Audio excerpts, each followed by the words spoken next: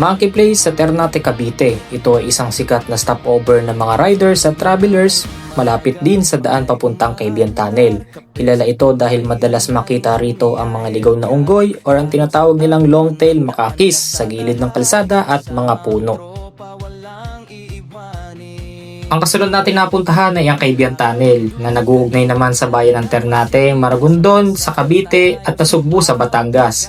Isa ito sa mga pinakasikat na ride destination ng mga motorista at siklista mula sa Metro Manila.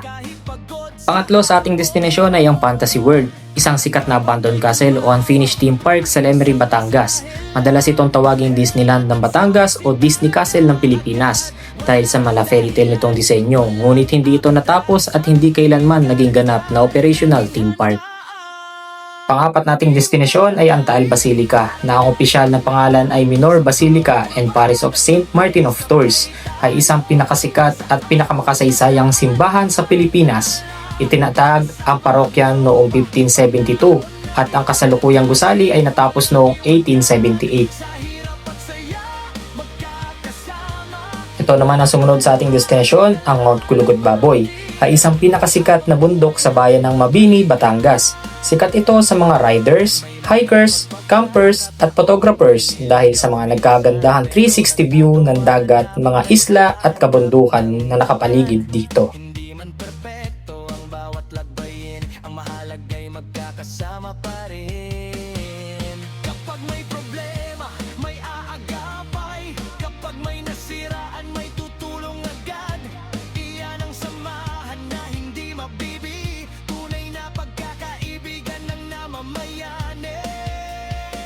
At pagdating ng gabi, tanaw ang mga Biak na bato ng Santo Domingo, Batangas. Sikat ito sa mga motorista at mga siklista dahil may pagkakahawig daw ito sa Bakun Benguet dito sa may Takadang or ang tinatawag nilang Mighty Gates of Gate 4.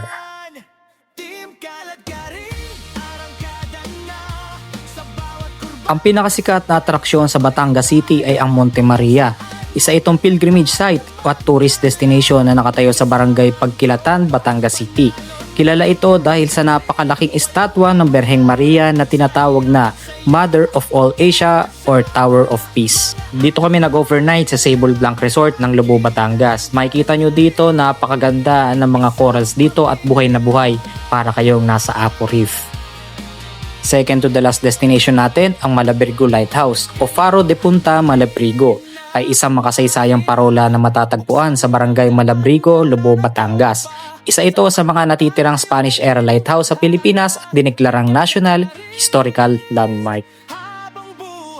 Pinaka-last destination natin, ang Malagundi Point, ay isang coastal spot sa Lobo, Batangas na kilala sa mga rider, camper at mahilig sa tahimik na beach trip. Isa itong lugar na mas raw at natural ang datingan kumpara sa malalaking resort at beaches.